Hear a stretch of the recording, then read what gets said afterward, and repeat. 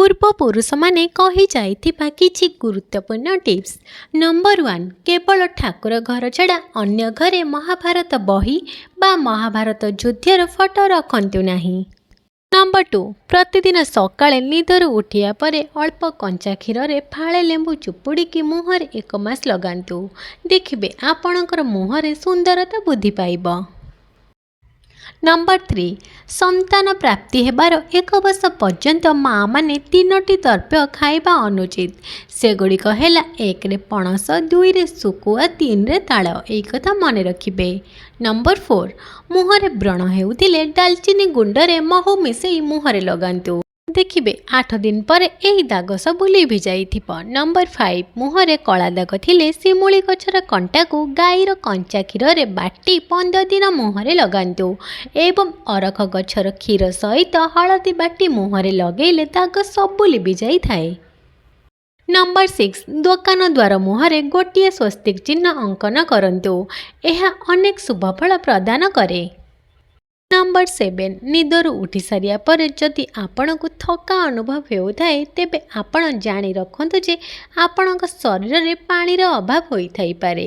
ସେଥିପାଇଁ ନିଦରୁ ଉଠିବା ପରେ ନିହାତି ଭାବରେ ପାଣି ପିଅନ୍ତୁ। ନମ୍ବର 8, ଆପଣ ନିୟମିତ ରୂପରେ ପାଳଙ୍ଗ ଶାଗ ସେବନ କରନ୍ତୁ। ଏହାଦ୍ୱାରା ଶରୀରରେ କେବେ ବି ରକ୍ତର କମି ରହିନଥାଏ। ଆପଣ ପାଳଙ୍ଗ ପନିର ସେବନ କରନ୍ତୁ। ପାଳଙ୍ଗରେ ପ୍ରଚୁର ପରିମାଣରେ ଆଇରନ୍ ଥାଏ। ଏହା ଆମ ଶରୀର ପାଇଁ ବହୁତ ଭଲ ହୋଇଥାଏ। ନମ୍ବର 9, ଯଦି ଆପଣଙ୍କର ଶ୍ୱାସ ରୋଗ ହୋଇଥାଏ ତାହେଲେ ଲେମ୍ବୁ ଆଣି ଚିପୁଡ଼ି ଗୋଟିଏ କାଚ ଜାରରେ ଅଧା ଜାର କରି ରଖନ୍ତୁ ଏବଂ ସେଥିରେ ଗୋଟିଏ ଦେଶୀ ଅଣ୍ଡା 15 ଦିନ ପର୍ଯ୍ୟନ୍ତ ବୁଡ଼ାଇ ରଖନ୍ତୁ। ପ୍ରତିଦିନ ସକାଳୁ ଖାଲି ପେଟରେ ଏହାକୁ ଖାଆନ୍ତୁ। ଦେଖିବେ ଶ୍ୱାସରୋଗ ସମ୍ପୂର୍ଣ୍ଣ କମିଯିବ। ନମ୍ବର 10, ସପ୍ତାହକୁ ଗୋଟିଏ ଦିନ ଲିମ୍ବଦାନ୍ତ କାଠିରେ ଦାନ୍ତ ଘଷିବା ଦ୍ୱାରା ଦାନ୍ତରେ ଜମିଥିବା ବ୍ୟାକ୍ଟେରିଆ ସଫା ହୋଇଥାଏ। ନମ୍ବର 11, ଆପଣ ସପ୍ତାହରେ 3 ଦିନ କଞ୍ଚା ହଳଦୀକୁ ଗୁଣ୍ଡ କରି ଗାଧୋଇବା ପୂର୍ବରୁ 15 ମିନିଟ୍ ଚେହେରାରେ ମାଲିସ କରନ୍ତୁ। ଏହା ଚେହେରାର ଚମକ ବଢ଼ାଇଥାଏ ଏବଂ ରଙ୍ଗକୁ ସଫା କରିଥାଏ। ନମ୍ବର 12, ଭୋଜନ କରିବାର ଠିକ୍ 30 ମିନିଟ୍ ପୂର୍ବରୁ ଏବଂ ଖାଇବାର 30 ମିନିଟ୍ ପରେ ପାଣି ପିଇ ନିଅନ୍ତୁ। ଜଲ୍ଦି ଏହା ଖାଦ୍ୟକୁ ହଜମ କରାଇଥାଏ। ନମ୍ବର 13, ନିମ୍ବପତ୍ର ଏବଂ କଞ୍ଚା ହଳଦୀକୁ ପାଣିରେ ଫୁଟାଇ ସେହି ପାଣିରେ ଆପଣ ଗାଧୋଇଲେ ଶରୀରର ଝାଳ ଦୁର୍ଗନ୍ଧ ସବୁ ଦୂର ହୋଇଯାଇଥାଏ। ନମ୍ବର 14, ନିୟମିତ 15 ଦିନ ଯଦି ପାଣି କଖାରୁର ରସକୁ ତ୍ୱଚାରେ ଲଗାଇବେ ଏହା ଚେହେରାର ସବୁ ଦାଗକୁ ଦୂର କରିଥାଏ। ନମ୍ବର 15, ରୋଷେଇ ଘର ଏବଂ ଠାକୁରଙ୍କ ଘରେ ଶୋଇବା ଉଚିତ ନୁହେଁ। ଯଦି ରହିବା ଘର ଏବଂ ଶୋଇବା ଘର ଗୋଟିଏ ଥାଏ ତେବେ ଠାକୁରଙ୍କୁ ପରଦା ପକାଇ ରଖିବା ଉଚିତ। ଏହା ଘର ପାଇଁ ବହୁତ ମଙ୍ଗଳ ହୋଇଥାଏ। ଭିଡ଼ିଓଟିର ଆଗକୁ ଯିବା ପୂର୍ବରୁ ମୁଁ କଟକରୁ କହୁଛି ଆଉ ଆପଣମାନେ କେଉଁଠୁ କହୁଛନ୍ତି ମୋତେ କମେଣ୍ଟ କରି ଜଣାଇବେ। ନମ୍ବର 16, ଖାଦ୍ୟ ଖାଇବା ସମୟରେ ପାଟି କରି ବା କଥାବାର୍ତ୍ତା କରି ଖାଇବା ଉଚିତ ନୁହେଁ। ଖାଇବା ଚୁପ୍ ରହି ଶାନ୍ତ ମନରେ ଖାଇବା ଉଚିତ। ନମ୍ବର 17, ପ୍ରତିଦିନ ଖାଲି ପେଟରେ ସକାଳେ 2ଟି ଗୋଲମରିଚ ଖାଇବା ଦ୍ୱାରା ଦୃଷ୍ଟିଶକ୍ତି ବଢ଼ିଥାଏ। ନମ୍ବର 18, ପେଟ ଗରମ ହୋଇଥିଲେ ହଳଦିଆ ରଙ୍ଗର ପରିସ୍ରା ହୋଇଥାଏ। ଏହାକୁ ଭଲ କରିବା ପାଇଁ ରାତିରେ ପାଣି ସହିତ ମିଶ୍ରି ପକାଇ ସକାଳୁ ଉଠି ସେହି ପାଣି ଛାଣିକି ପିଇବା ଉଚିତ। ନମ୍ବର 19, କେବେ ବି ଅନ୍ୟ କାହାର ଘଡ଼ି ମାଗିକି ନିଜେ ବ୍ୟବହାର କରିବା ଉଚିତ ନୁହେଁ। ଏହା ଅମଙ୍ଗଳକାରୀ ହୋଇଥାଏ ଏବଂ ତାଙ୍କର ଯାହା ସବୁ ଖରାପ ସମୟ ଥାଏ ଆମକୁ ଭୋଗିବାକୁ ପଡ଼ିପାରେ। ତେଣୁ ଆପଣମାନେ ଏହି କଥାକୁ ମନେ ରଖିବେ। ନମ୍ବର 20, ଘରେ ହଳଦୀ ଗଛ ଲଗାଇବା ଦ୍ୱାରା ଶୁଭ ଏବଂ ମଙ୍ଗଳକାରୀ ହୋଇଥାଏ। ତାହା ସହିତ ସୁଖ ସମୃଦ୍ଧି ବୃଦ୍ଧି ହୋଇଥାଏ। ନମ୍ବର 21, ଘରେ କେବେ ବି ଭାଙ୍ଗି ଯାଇଥିବା ଜିନିଷ କିମ୍ବା ଅଦରକାରୀ ଜିନିଷ ଏବଂ ଭଙ୍ଗା କାଚ ଜିନିଷ ଇତ୍ୟାଦି ରଖିବା ଉଚିତ ନୁହେଁ। ଏହାଦ୍ୱାରା ଘରେ ବାସ୍ତୁଦୋଷ ଦେଖାଦେଇଥାଏ। ନମ୍ବର 22, ଘରର ଦକ୍ଷିଣ ପୂର୍ବ ଦିଗକୁ ସ୍ୱଚ୍ଛ ରଖିବା ଉଚିତ।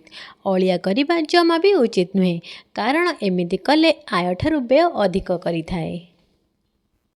ନମ୍ବର 23, ଯଦି ବହୁତ ପରିଶ୍ରମ କରିବା ପରେ ବି ପରିଶ୍ରମର ଫଳ ମିଳୁନଥାଏ ତେବେ ଆପଣମାନେ ଖଣ୍ଡିଏ ଧଳା କପଡ଼ାରେ କିଛି ଅରୁଆ ଚାଉଳ ଏବଂ ଗୋଟିଏ ଗୁଆ ବାନ୍ଧି କୌଣସି ମନ୍ଦିରରେ ରଖିବା ଦ୍ୱାରା ମଙ୍ଗଳ ହୋଇଥାଏ ଆଉ ସବୁ ଅସୁବିଧା ଜଲ୍ଦି ଦୂର ହୋଇଯାଇଥାଏ। नंबर 24 सबुबले रोषे घरे बसी भोजन करने उचित। यह शुभ होता है। ता सहित राहु एवं केतु ग्रहंकर खराब प्रभाव पड़ न थाए। नंबर 25 मैदार तैयारी होतिबा खाद्य कम खातु कहीं मैदा देहपाई अधिक क्षतिकारक होता है। विशेषकर छुआ मानक मैदा तैयारी खाद्य खाइबा को दिंतु नहीं। से मानक एही सबुरु दूरे रखंतु।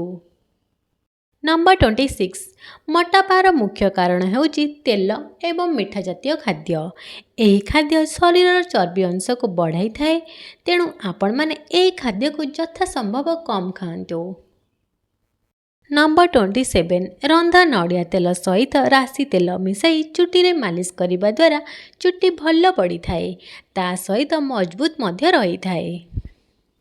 नंबर 28 पाद दरज होतिले सोरिष तेल हल्का गरम करी मालिश करने द्वारा पाद दरज शीघ्र ठीक हो जाए। नंबर 29 खाद्य अधिक गरम थिले खातु नहीं।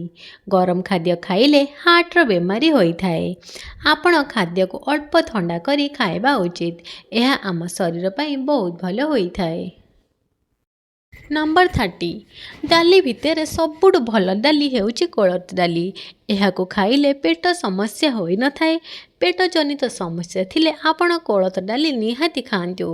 देखिबे सब किछि ठीक हो जिवो। नंबर 31 गुड़ खाइबा द्वारा सुगार रोग होई न थाए। सुगार थिबा लोक माने चीनी बदल रे गुड़ खाइबा उचित। नंबर 32 खाइबा संगे संगे तुरंत पानी पीबा उचित नुह। यह द्वारा पेट जनित समस्या देखा देई थाए एवं बदहजमी होता है।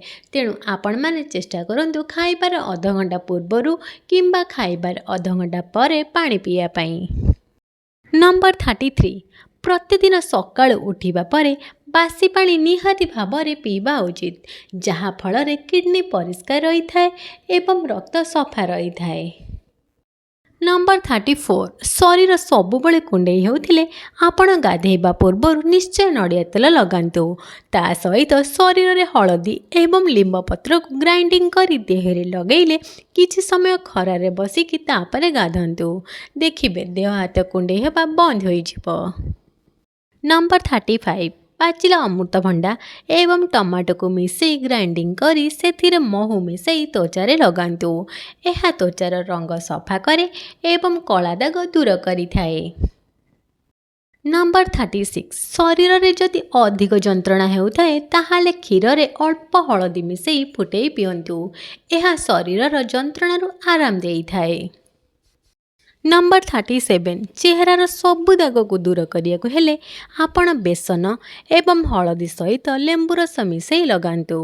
यह चेहरार दाग दूर करने सहित मुह को मध्य सफा रंग करि देई थाए।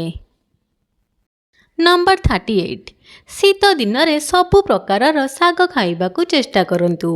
किंतु पालंग साग निहाती खांतु कारण पालंग साग रे आयरन अधिक रही थाए।